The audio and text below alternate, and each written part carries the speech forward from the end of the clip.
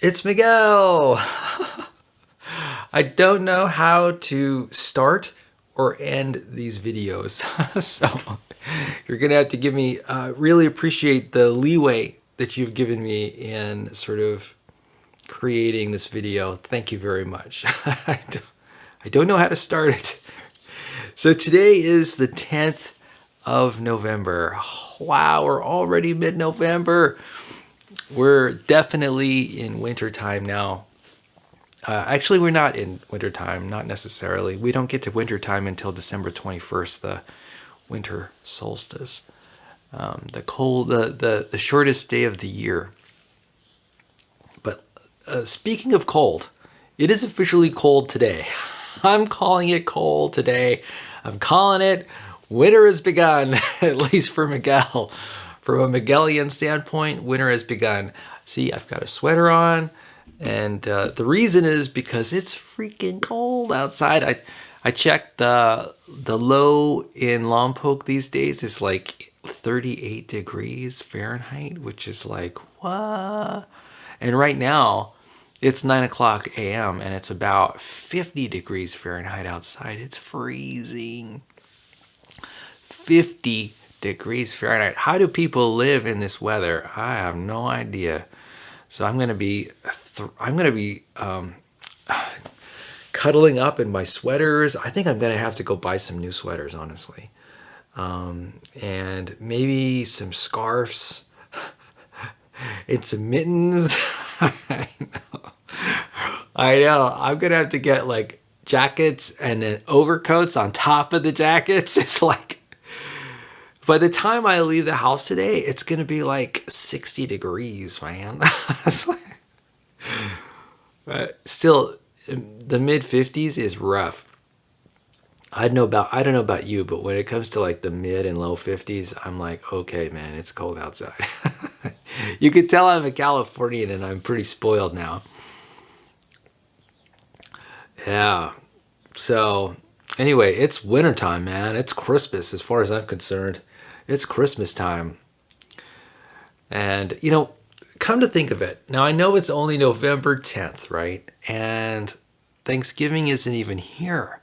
It won't be here for another 2 weeks. But still, I'm calling it Christmas time. And here's why. I'm noticing an interesting trend. The trend is a combining of Christmas and Thanksgiving. It's already happened. The holidays are now officially the same. I walk into Walmart and it's wall-to-wall Christmas right now. Wall-to-wall Christmas. And there's a lot of Thanksgiving stuff. It's basically on sale already, 50% off for Thanksgiving stuff. It's Christmas and Thanksgiving have merged. The great holiday merge. It's now a November-December merge. And you know what? I don't know. I think we're almost to the point where we are merging Halloween, Thanksgiving, and Christmas together. October, November, December there. It's just the holiday season is those 3 months. That last quarter of 2018 is the holiday season, and it's the combined combo of Halloween, Thanksgiving, and Christmas. They ought to just call it Hallow Thanks Christmas. Hallow Thanks Christmas. That's what I would call it. Hallow Thanks Christmas. Yeah.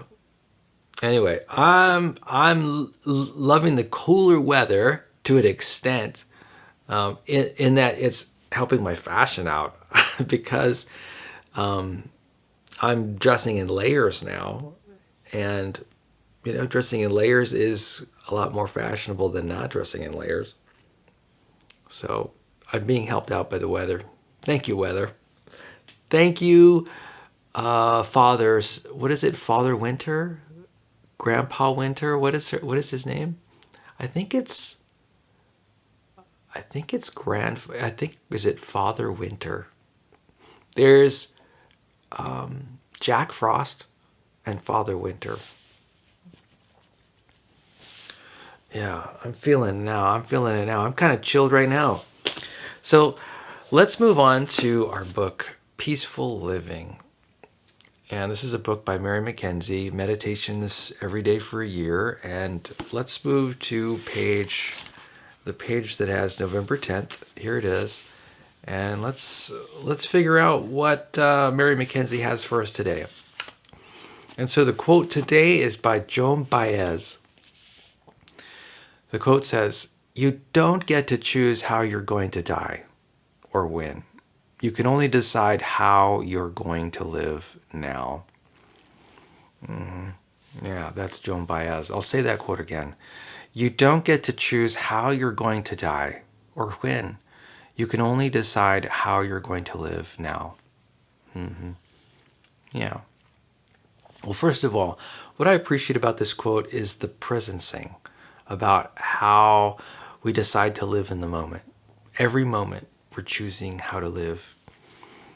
And I also appreciate this whole idea of how we don't get to choose to die or when to die or how we're going to die.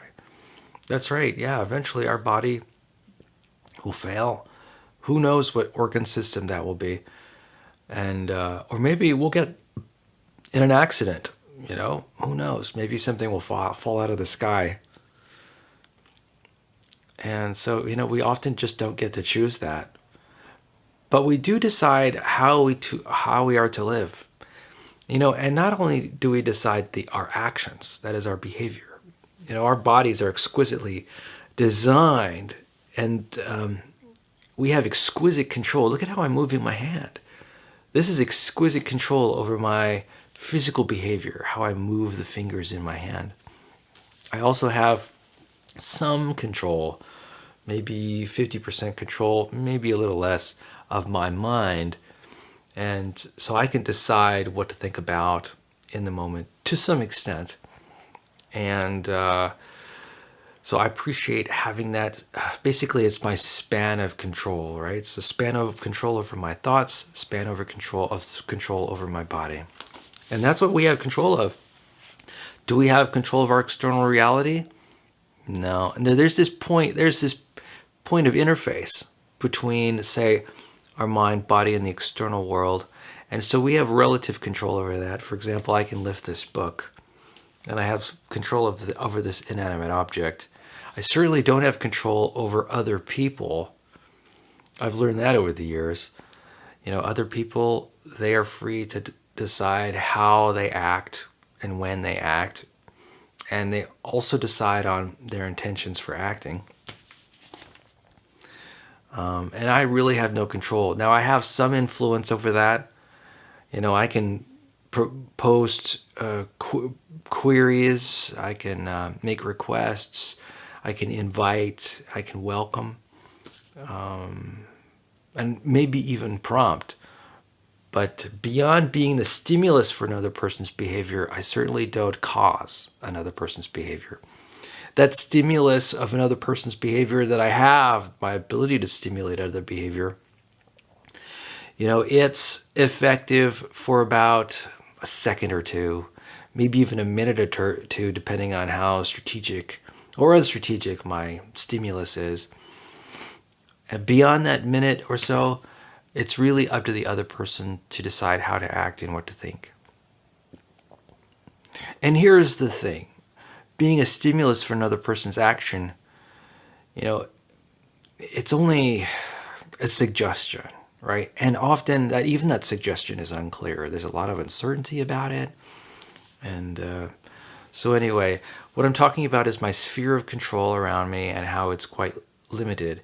Even when it comes to things like myself, my own body, I have really a limited control over my body. For example, my heart rate, my breathing rate. I have limited control over, say, how I can, my ears. Can I move my ear? Look at that. I can move my ear a little bit. See, I had that limited control I can exercise. That's pretty good. But I basically don't have complete control over anything. So, let's see how Mary McKenzie addresses this aspect of our lives. So, her subtitle to her commentary is, "This is your life." And she says, "Have you heard the saying, today is the first day of the rest of your life? When I first heard it, I didn't understand what it meant. Today I know that I choose my life, every bit of it. When we start to live as an autonomous being we are, as the autonomous beings we are, we begin to experience life through new lenses. Our have-tos become choose-tos. We no longer worry about being victimized because we take responsibility for our choices, even those we regret later. We begin to create love and peace on a daily basis because that's what we want. This is your day, right now. It may not be perfect, but it is your life. How do you choose to live it? Carpe diem." And the thought for the day is, today be aware of the choices you have and make decisions that will help you attain your dreams. Yeah. Well,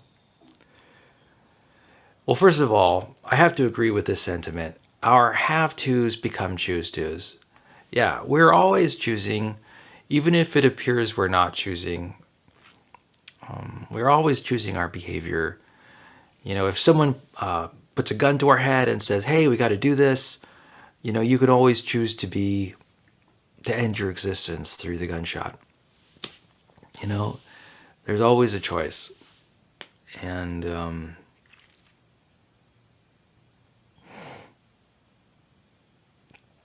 we create love and peace on a daily basis because that's what we want. This is your day right now. It may not be perfect, but it's your life.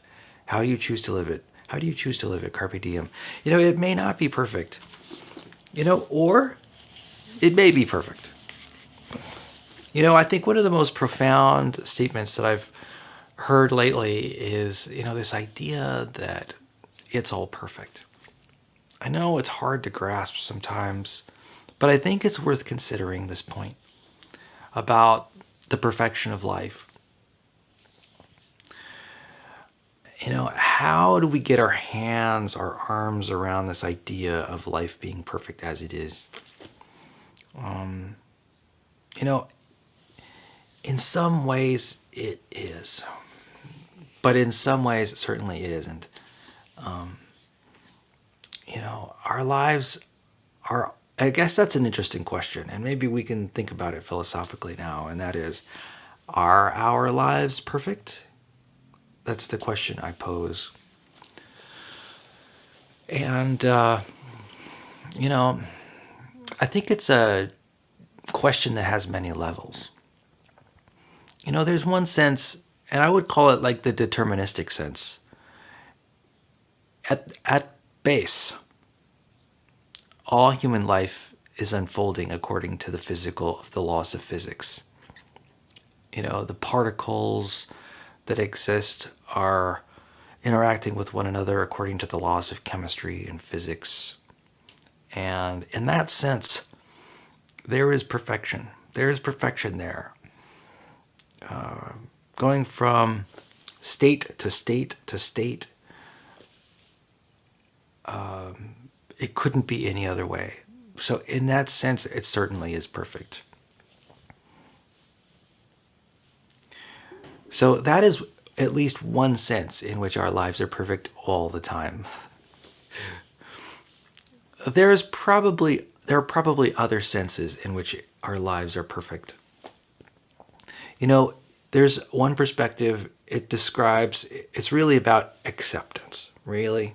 It's sort of, this perspective is the idea that acceptance is the ideal, right? On some level, human beings have no choice but to accept the present reality. We just don't have a choice.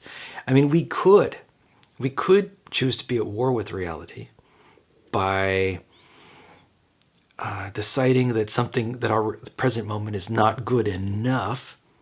And of course, if we choose to be at war with reality, we always lose, because reality always wins out in the end, 100% of the time. So another sense of the perfect world sort of aligns with this idea of our accepting the present moment. I mean, to some extent, before we take action, meaningful action, we must accept the present state, the present moment, for all that it is. There's just no alternative. Even if I were a cancer-stricken patient on the verge of death, on some level, I must accept that truth, the truth of the present moment. And so that's a second way which we can conceptualize the idea of life being perfect. So there's the deterministic conceptualization of life being perfect, then there's the acceptance of the present moment truth.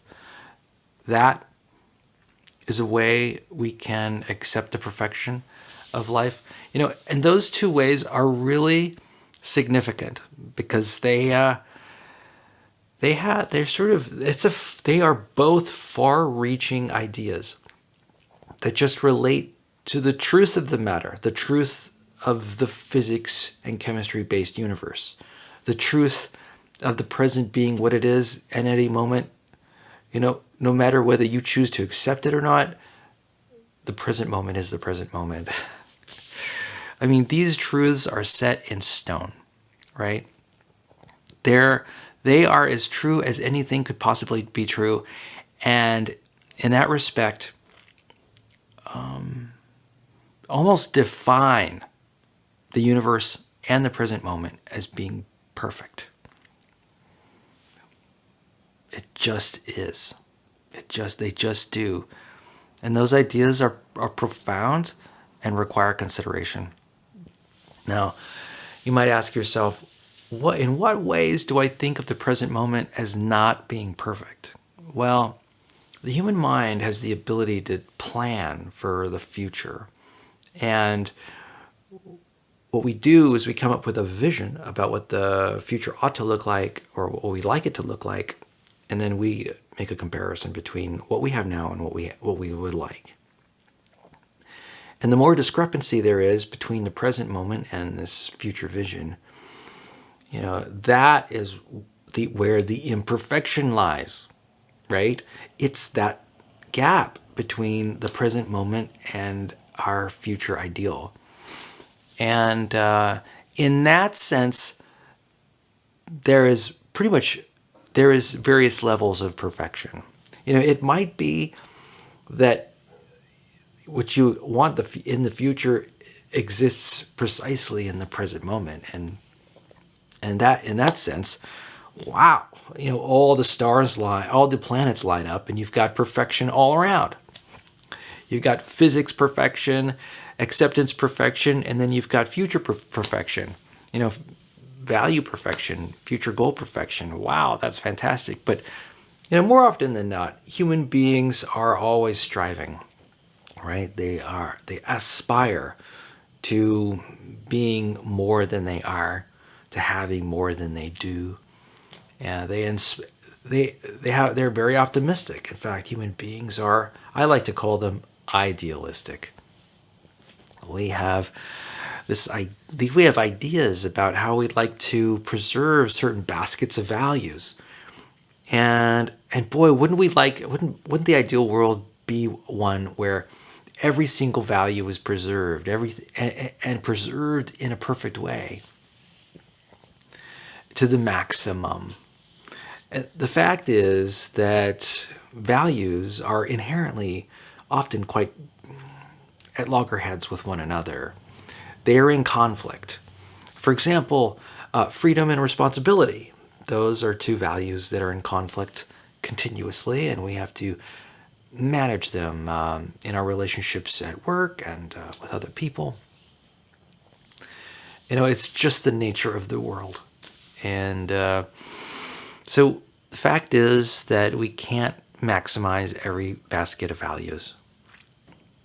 It's not logically possible. That's one of the main reasons why. And so we're continuously trying to negotiate with our reality, which basket of values we want to focus on. So, at a higher level, I could consider that state, the state of recognizing needs, wants, and desires as being perfect. Wow. That in itself can be perfect. That really is the perfect expression of what human beings are, right? We're always thinking and planning and trying to preserve the baskets of values that we find meaningful and important. And, that is just what being a human being is all about. It's about striving for what we want in the future. And, largely getting it. We were largely successful because we were so adaptable and strong and interesting and thoughtful, right? And strategic. So anyway, thank you very much, Mary. I appreciate that contribution to our day. Thank you, Joan Baez, for your helpful focus on the present. That was very nice. So I want to talk about coffee now. Now, I may have mentioned in the past how I recently got a Keurig coffee machine, and I just want to mention just how much I love it. I'm growing and unfolding so much these days. At first I was wild and crazy about my water flosser, my water pick, and I still continue to be wild and crazy by it. And my newest discovery in my life has been coffee. Who knew that I loved coffee so much? Now, here's a little caveat. I don't drink caffeinated coffee. I've mentioned in the past that I'm really not into drug taking of any kind. And for me, caffeine is like this, I don't know, any energy creation drug. Unnecessary for me because I have plenty of energy. I am filled to the brim with energy almost every day. And so I really don't need the extra energy that caffeine provides. And so I just drink decaffeinated coffee. I really love it that way. And I have no desire to change. Sometimes I am intrigued, though, about caffeinated coffees. Caffeinated coffees get a lot more special treatment. For example, there are often quite new flavors that are added to caffeinated coffee that aren't added to the decaf counterpart. For example, not only can you get hazelnut flavored regular coffee, but you can get vanilla flavored, French vanilla flavored, and you can get cinnamon bun flavored, and you can get all these different flavors, mocha flavored, regular coffees. Regular coffees get a lot of special treatment. Decaf coffees do not get so much special treatment. There's not the breadth in terms of flavorings, just isn't there. So I've got to be a little more creative when it comes to flavoring my coffee, and I have been lately. But that's not quite the point. The point for me recently is this discovery about how I really love coffee. Now, I always knew I liked coffee a little bit. I always had some Folgers crystals or whatever hanging out in my cupboard, and I only used those occasionally.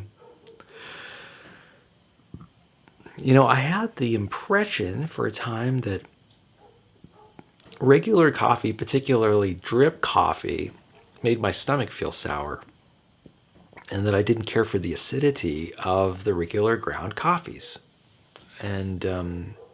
But that idea has been blown out of the water lately because I've been experimenting with ground coffee, and I am finding it tastes fantastic, and I'm also finding it doesn't affect my stomach at all.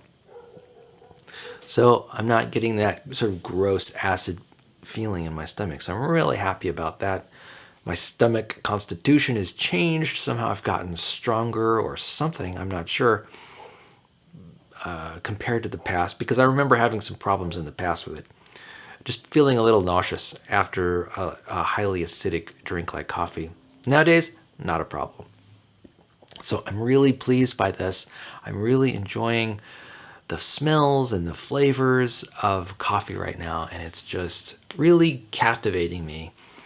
And what's interesting and odd about it is these are not caffeinated coffees. These are all decaffeinated. In fact, I think even last night I had 2 decaffeinated coffees just prior to going to bed, and I slept like a baby. And because I essentially never drink caffeine, I'm really sensitive to caffeine, and so I've done this a few nights where I've had multiple cups of coffee and slept like a baby. So I am pretty certain that I'm not getting any kind of caffeine jolts from my decaf. And I just want to say it is surprising at how much I'm enjoying my coffee making experience, my coffee making and coffee drinking experience. Wow. And so I've been going crazy in coffee land lately. I've just been loving trying different kinds of decaf coffees and trying different flavorings, and so happy about the Keurig. Who knew? Who knew? I really had no idea that the Keurig would take off in my life like it has, and that I would use it multiple times a day to not only make coffee, but also make herbal tea, because it's a great way to boil water for an herbal tea drink.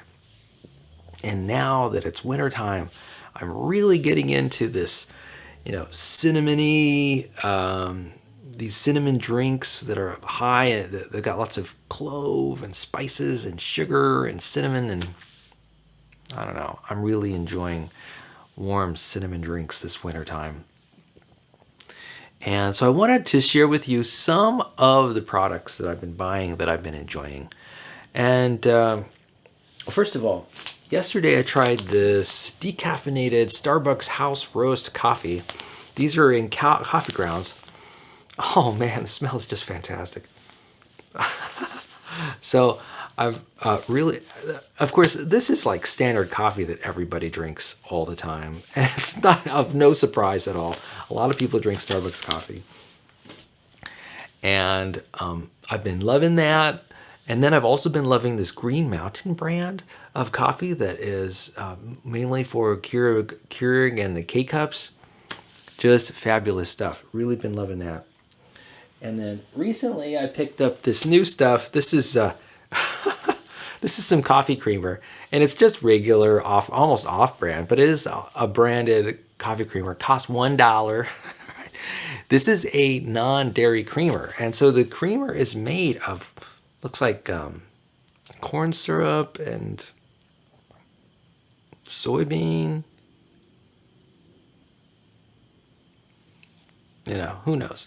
It doesn't have dairy in it, so, oh, look at that. It does say it contains milk. Nope.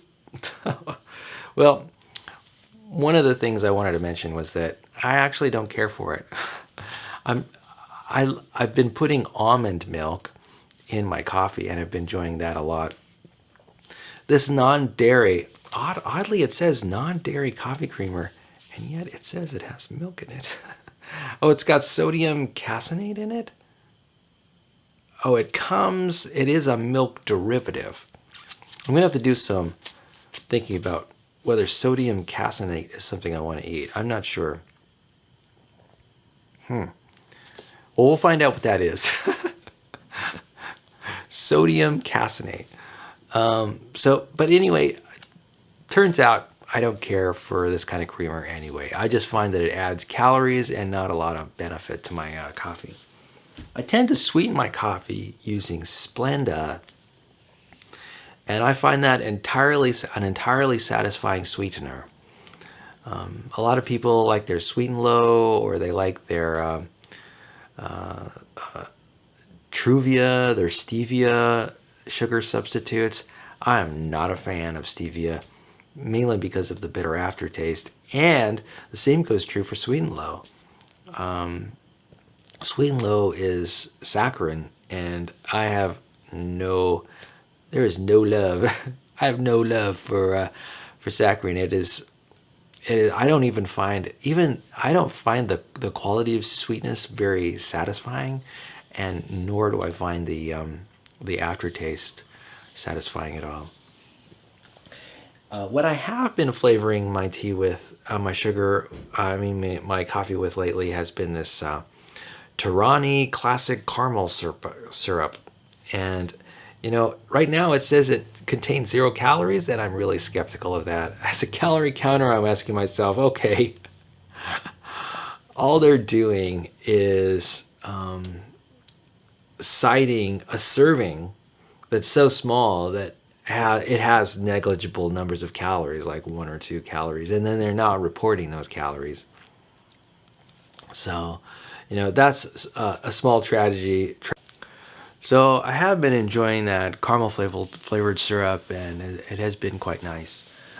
Another thing I got, and I haven't even opened the package yet, but I got this coffee and spice grinder, this Krupp spice grinder. I'm definitely going to give this a try. I'm going to give grinding my own beans a try and seeing what that does to the flavor, if it enhances it. I'm wondering if I might save money on K-Cups by grinding my own coffee. So, and what I'll use in order to steer away from K-Cups is this new filter. Essentially, this is a K-Cup filter where I can add coffee grounds, my own coffee grounds, in it and not have to use the plastic disposable K-Cups.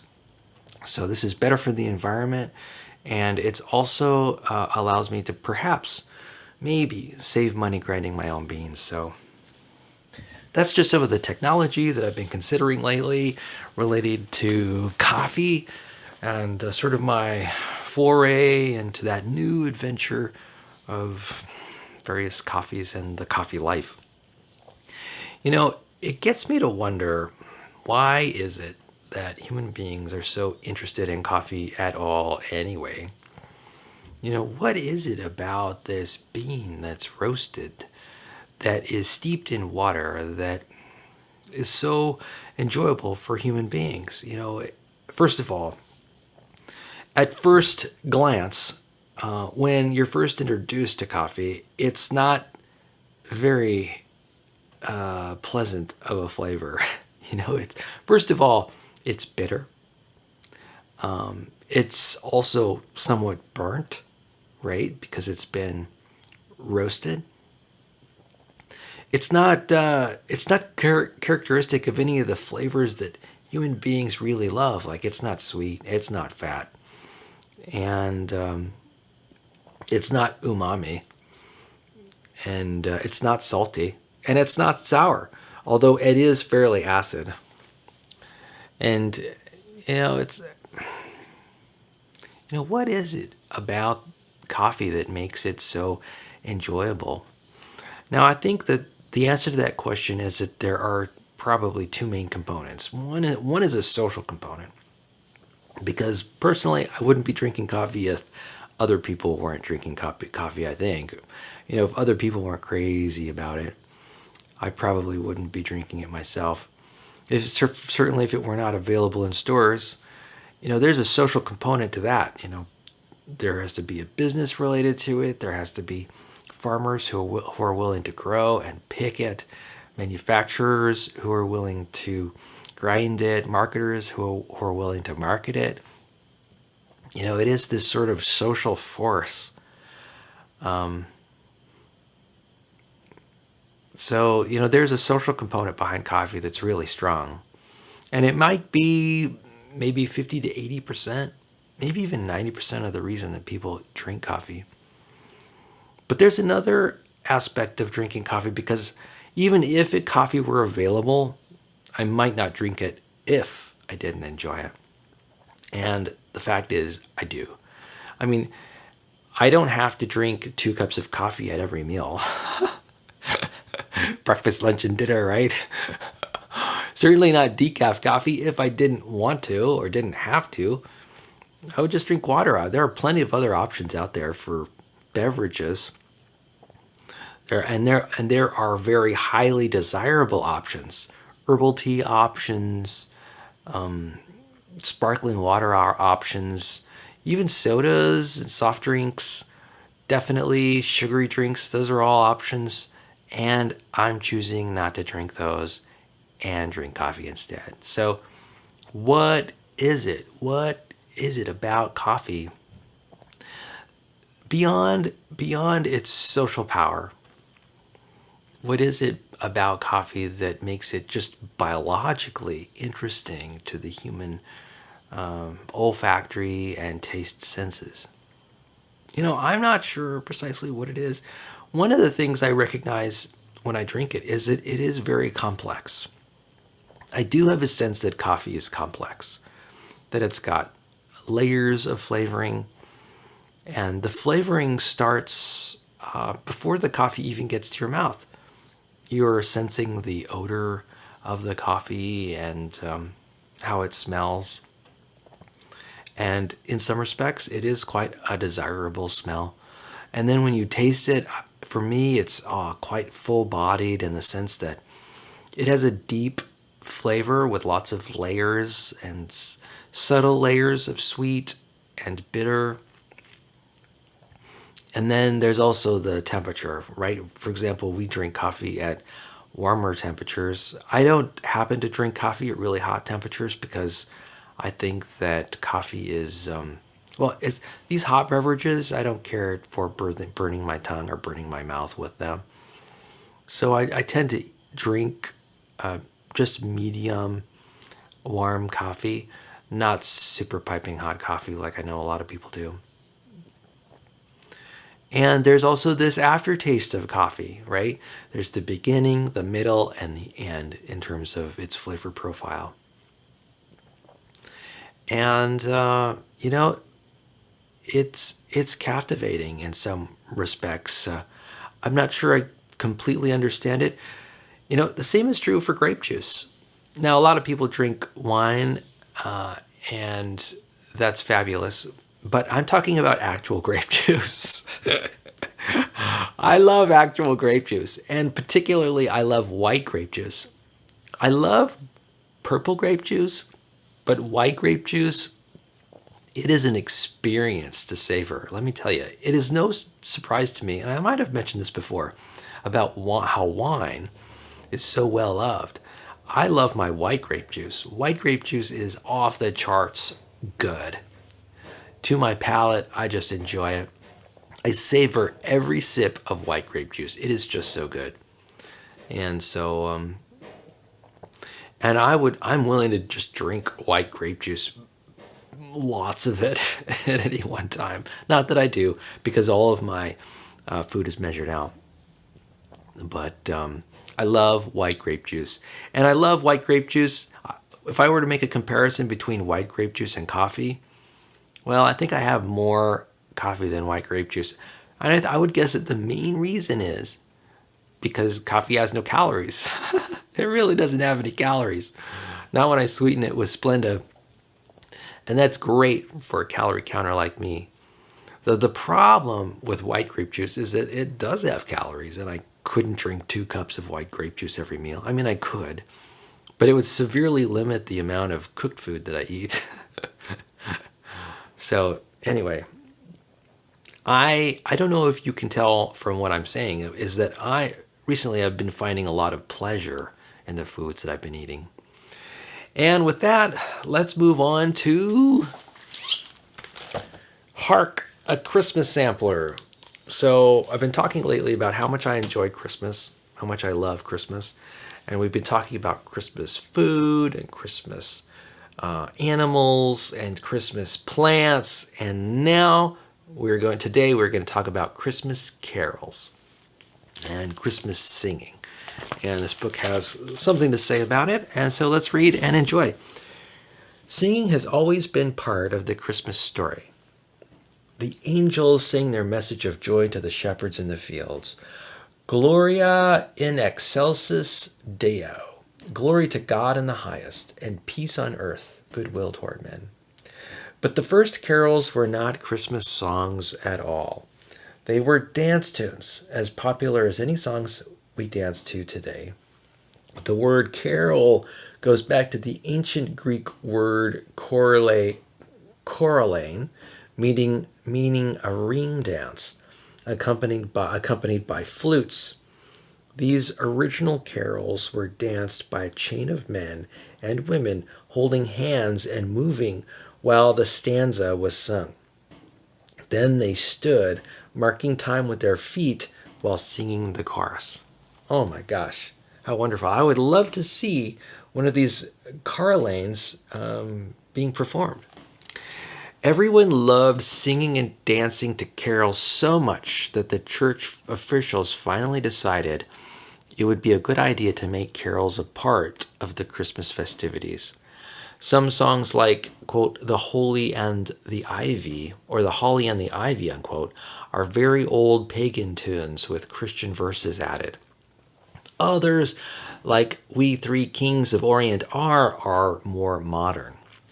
Although English and German-speaking people no longer dance to carols, people in the Latin communities still do. In the great cathedral in Seville, Spain, choir boys move to the music and play castanets as they sing.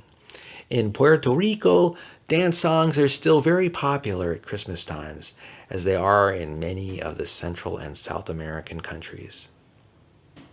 Wow.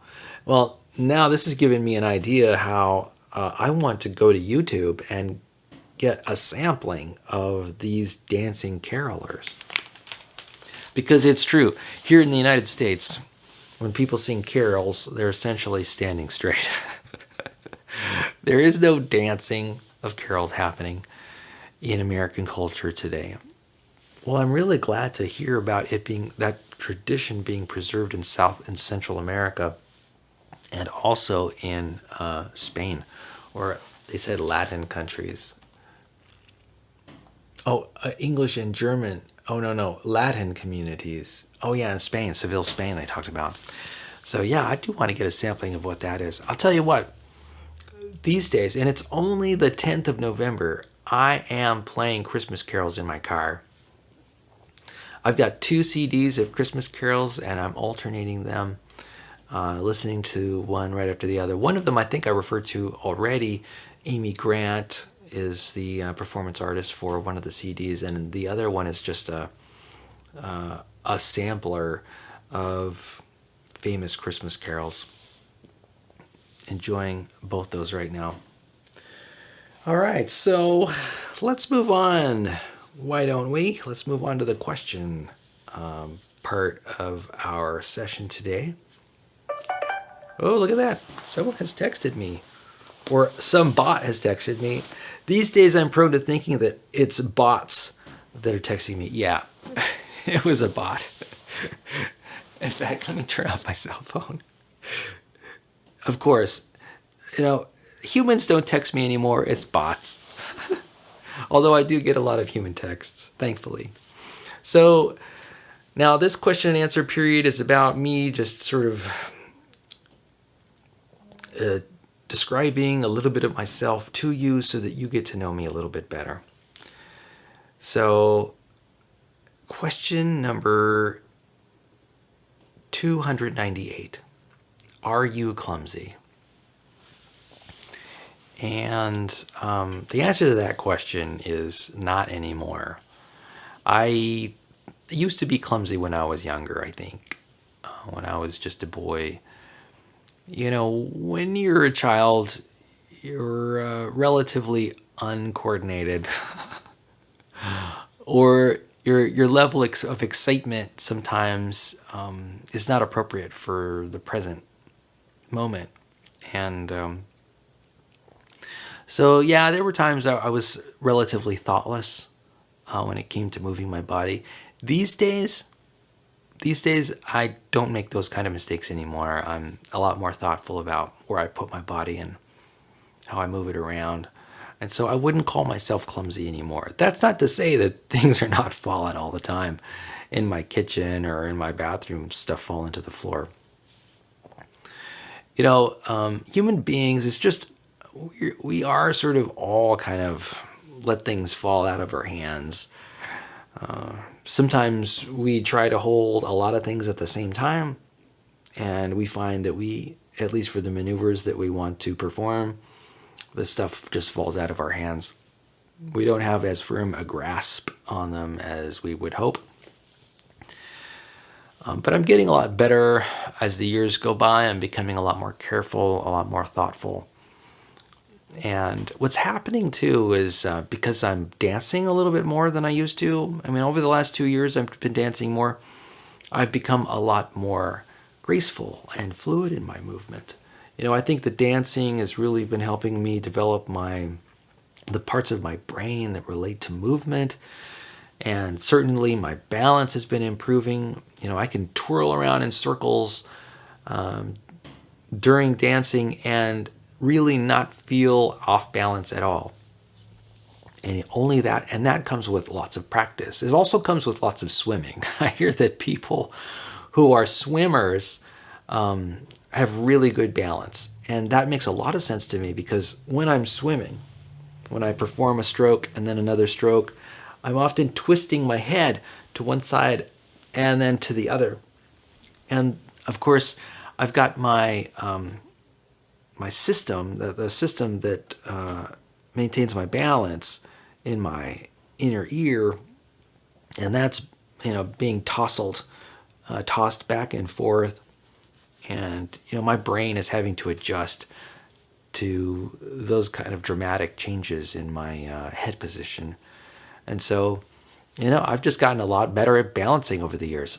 Certainly since I've been swimming and certainly since I've been dancing. And so I'm not clumsy in the sense that I'm tripping over myself anymore like I used to. I also have made a conscious decision not to walk backwards as much as I did. When I was a kid, I used to walk backwards a lot. As kids do, I'm sure. I just don't walk backwards very much anymore. There's another aspect of being clumsy that has changed for me. I used to be in my head all the time. I've always been an abstract thinker. And so I spend a lot of time during the day focusing on thoughts and less time focusing on my external reality. Keeping my balance, managing the things around me as it relates to, say, the force of gravity. And so I have been focusing more on how I move my body and less on what's going on in my abstract mind. And that's been helping me a lot. I'm finding that it helps me be happier and more open in the world. And it helps make my life a little more enjoyable, and it helps with any clumsiness I might have. Focusing more on what's going on in front of me instead of this abstract world that I'm constructing, this fantasy world of thoughts that I'm constructing in my mind. So I've received a lot of benefit from being a little more present moment oriented. Next question. Do I read comics? Question number 299. And the answer is no, I really don't read comics. Now, I used to read comics. In fact, I used to collect comics. I collected Thor and Spider-Man and X-Men and Aquaman and some other ones. Daredevil. And I really enjoyed even Gru. I don't know if you remember. Gru was you probably don't remember because this was like 20 years ago. A lot of people don't remember this. But there was a Gru comic that was really funny. It was like a caveman comic. Not anymore. But I really did enjoy the times that I spent reading comics. I just don't do that anymore. I end up reading a lot of books on my Kindle e-reader, a lot of fiction and nonfiction, and comics, first of all, don't show up very well on my Kindle e-reader. And so I've just been reading a lot of words, not pictures. So I'm going to wrap up today's presentation. Boy, that went really fast. That must indicate that I had a really good time talking to you today. Thank you for clicking on the link and giving me an opportunity to express myself to you. I hope you had a chance to learn about what's on my mind, coffee and Christmas carols and, comic books and compassionate communication. These are all things that are important to me right now in the moment, and I just want to celebrate them with you. This whole transition of time and season, that's always interesting, what's going on, and I'm glad I had a chance to talk to you about it. I'm curious about how you are reacting to any of this information, and if you have any responses after having heard anything I had to say today. If you did, feel free to write me a letter or send me a text, and we can chat about it and maybe delve deeper into any one of these topics. Though in the meantime, I want to wish you greater peace and love in your life. I want you to know that I'm 100% committed to you and supporting you as you unfold and grow into the amazing woman I know you can be. Oh, I am super happy that, you know, you're choosing to spend some time with me. And, you know, recently I've been thinking about this idea about the perfection of life.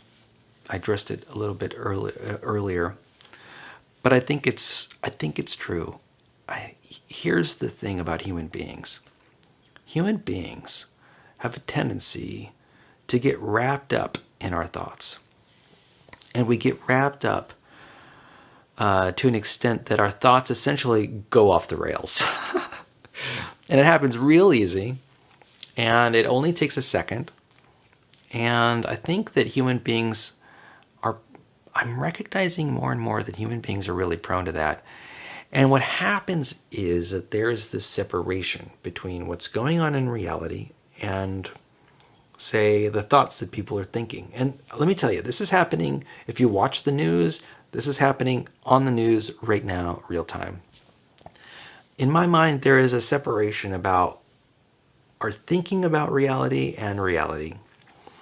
And here's the thing about reality. You know you're thinking about reality when you're present moment focused and when you're thinking in terms of facts, and that you're not necessarily stimulated to act. Because here's the thing about reality. It's quite neutral. Nature is neutral, is a statement that I tell myself because I believe it's true. You know, what is to be accepted, at least for the moment, the present moment. And it's, as it unfolds, it's not necessarily exciting. But if you watch the news programs and receive the alerts that happen every hour on the hour in our 24-hour news cycle, you'll notice that there is a disconnect between how I've experienced reality over all the many years that I've experienced it and what's going on in the stories that people are telling, right? The narrative that people are using to describe reality. And there is a real disconnect.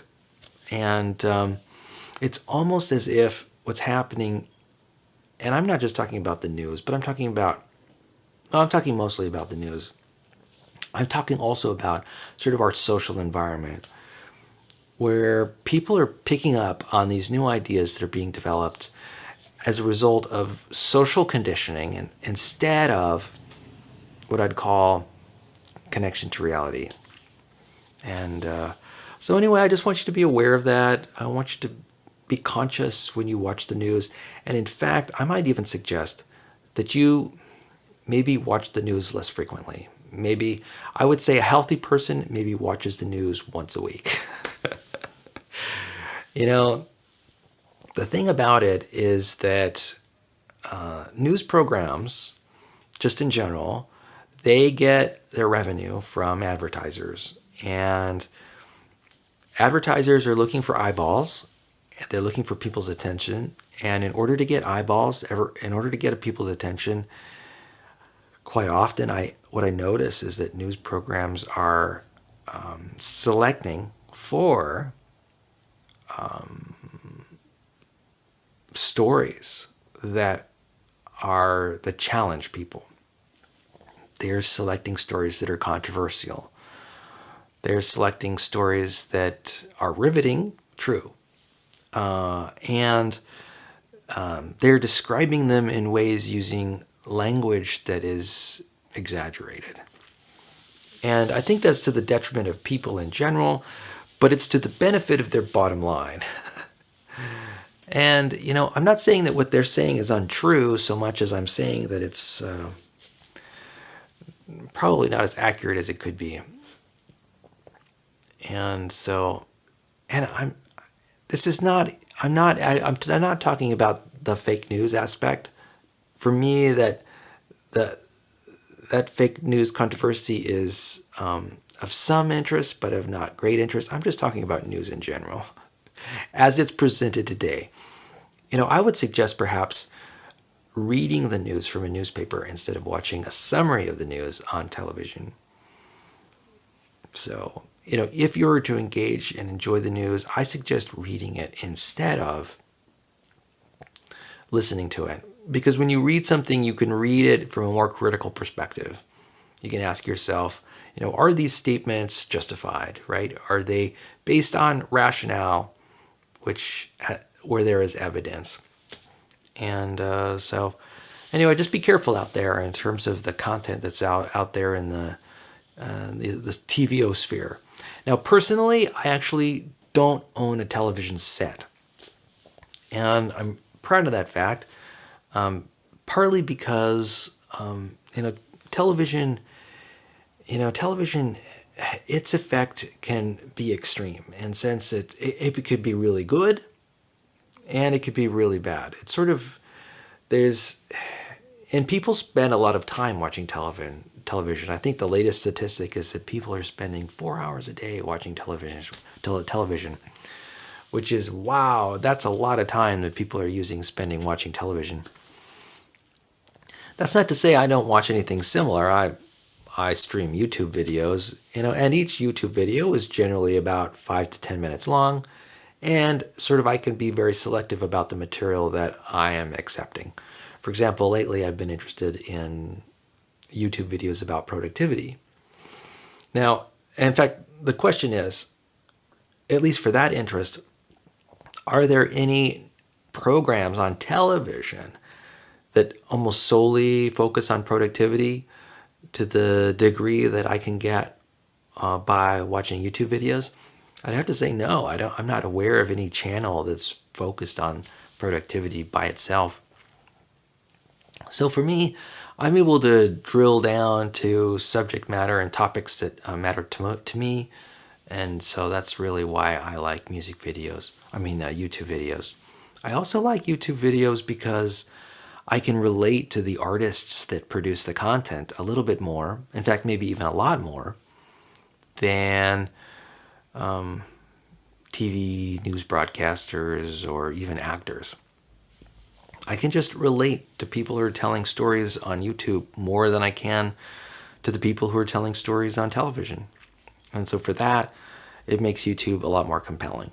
So in terms of content density, it's stronger on YouTube than on television.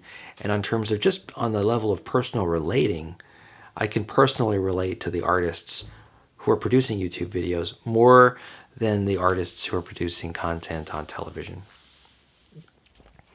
So I'm describing a few suggestions I have for you. I'm suggesting that perhaps you not spend a lot of time watching televised television news, that perhaps you read the news instead. Yeah, get a copy of the New York Times, the Washington Post, and or whatever newspaper that is interesting to you. Maybe The Economist, if you like magazines, and focus on getting your information that way through news programs that do not try not to sensationalize the news. And then I'm suggesting that perhaps if you do watch news, maybe watch it once a week. I'd like you to be a lot more, I think it would benefit a person to be selective about the news that they take in. And in fact, I actually haven't owned a television for, right now, it's been probably 8-9 years now. It's almost been a decade that I've been without television, and let me tell you, I am pleased by it. Anyway, I hope you take some of that advice and suggestions to heart.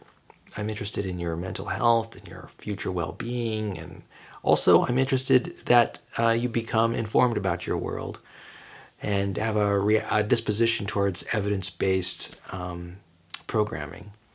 So anyway, I hope you have a wonderful day today. I hope you have a wonderful weekend. This is the Veterans Day weekend, so I'll be spending my Monday doing something. I'm not quite sure what. But I hope you have a wonderful day. In some sense, I am deeply for you, Emily, and I'm here to help support you as you unfold into the amazing woman that I know you can be. And I just want to say how pleased I am about the development that I'm noticing. I'm finding that you are intelligent and judicious and creative, and I'm loving what I'm seeing. So